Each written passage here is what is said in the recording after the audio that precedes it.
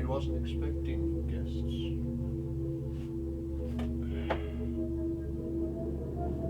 I know what you're probably thinking. I look like somebody you knew. Name's Joseph DeLappe. Nice to meet you.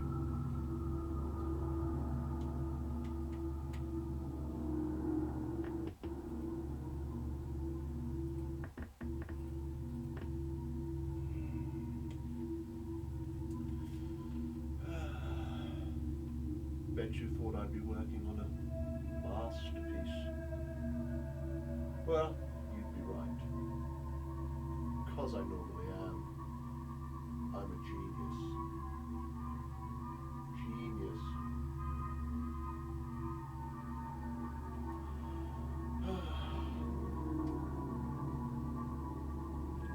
So, I'm going to tell you why Tom has chosen me to be his practitioner.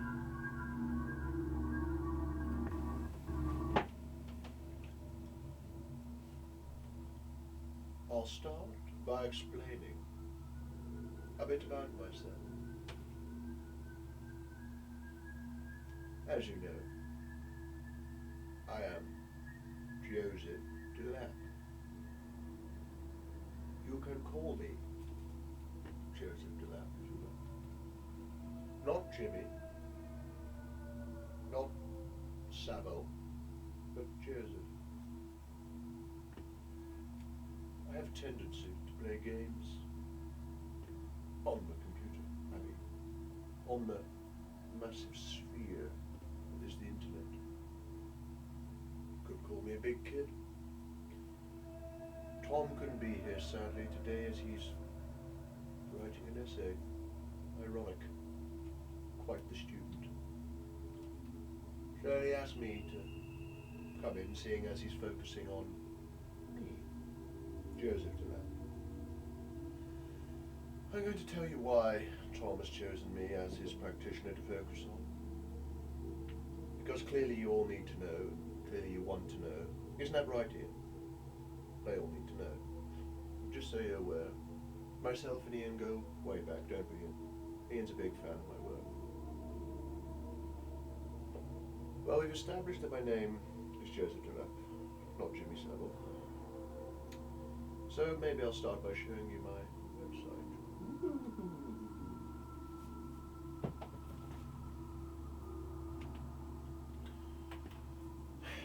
I am a media artist, activist, and educator. I've been working with electronic and new media since 1983.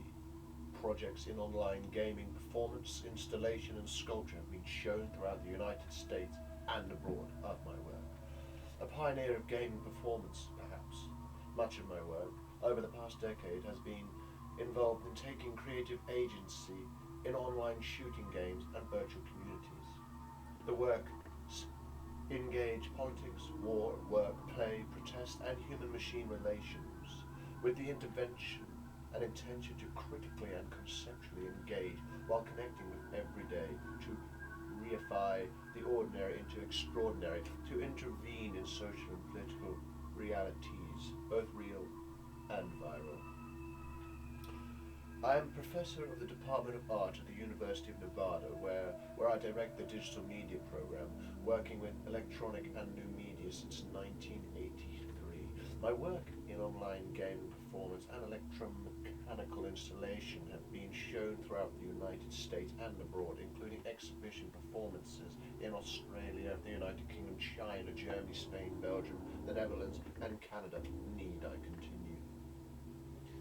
In 2006, I began a project called Dead in Iraq to type consecutively all names of America's military casualties from the war in Iraq into America's Army first-person shooter online recruiting game.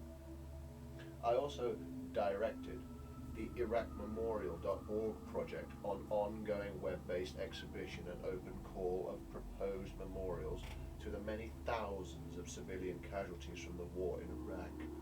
I have lectured throughout the world regarding my work, including most recently in the Museum of Modern Art in New York City. In the book Networks, which I helped write, I'm quoted for saying there is certainly a relationship between the synthetic world and the real one, and it's quite real on both sides, which I believe that Tom is aiming to use this and my work to show how the power of the internet and the phenomenon that is the internet can actually be considered as performance. I mean, after all, Richard Schnettner did say in his book Performance Studies and Introduction that just about anything can be studied as performance. Controversial, you may say. Tom aims to focus on two of my performances that have been both caused controversy, but nonetheless have created a reaction both negative, but mainly positive. The first being my personal favourite. It is Dead in Iraq, which began in 2006. It was a durational online performance aimed to invoke thought about the reality of war that is going on in Iraq. The performance is an act of memorial and protest. Simply by accessing an online war game, I have utilized the chat room side of the game by simply typing names of actual KIA, killed in action, soldiers of the Iraq war. And I quote myself, "Dead is overtly politicized. The former focuses on US military casualties. The latter creates an online context for an artist to propose imagined memorials to the many hundreds of thousands of Iraq civilian casualties from the war. Emphasis on the artist / performance / everything is performance. Richard Schnettner. The second performance is one of his most recognized. When I say his, I mean mine. An iconic.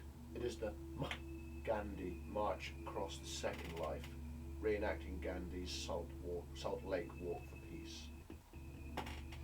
And again, I may quote myself. I set out on this journey for a variety of reasons. To pay tribute to the vision and creativity of Mahatma Gandhi, to continue to explore the nature of creative interventions in online spaces, to investigate notions of physical and virtual embodiment, to challenge the expectations of avatar representation, to incorporate bodily exertion and durational constants to the online performance, and to see if I could perhaps discover, through the act of doing, something of what it would have been like to be Gandhi, to be like Gandhi, and finally to further explore the very notion of protest.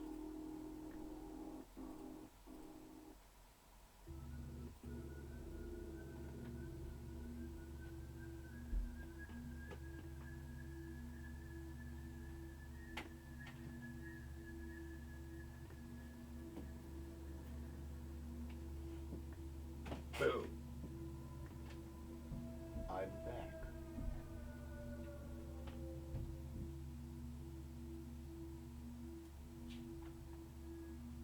Extending on from what the term performance and art really are, Tom aims to focus purely on the internet and how this has changed and will change the notion of performance and art. For instance, a book that has really helped Tom's work. It is called On the Internet, Thinking in Action by Hubert L. Dreyfus. The author successfully uses and intellects that isn't too overwhelming but intelligently highlights the pros and cons to the internet. Smart man.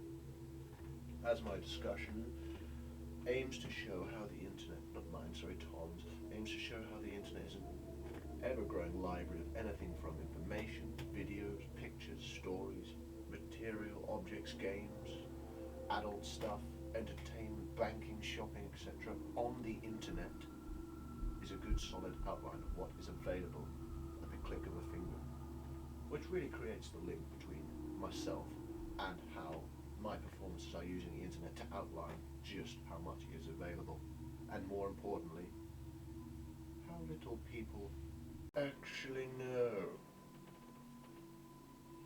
Google it. from YouTube, on the web, the attraction and the danger are that everyone can take the godlike point of view. One can view a coffee pot in Cambridge or the latest supernova, study the Kyoto Protocol, find out what fellowships are available to a person with one's profile, or direct a robot to a plant and water a seed in Austria, not to mention plough through thousands of ads of equal ease and equal lack of any sense of what is important. Carrying on the internet studies, Thomas aimed to refine the argument down to look at what the idea of YouTube, only touching upon the surface. However, he feels this area is another that will be a solid backup argument for himself. As I, Joseph DeLappe, for instance, use the medium of video through the internet, YouTube is one of the fastest ways of archiving actual footage of everyday things from music, family videos, CCTV, phone footage, programs, and loads more. It is an area that Joseph uses to archive his findings, research, and performances which in some way, unlike performances before, can be viewed again and again. Quote now, I'm going to leave you with this. Burgess and Green, page 87, on YouTube again. What do you want to watch on YouTube? One thing people often tell us is they spend hours at a time watching old music videos, half-forgotten TV commercials, or clips from Sesame Street, recapping memories from their childhood or young adulthood, navigating through related videos or keyword searches, often discovering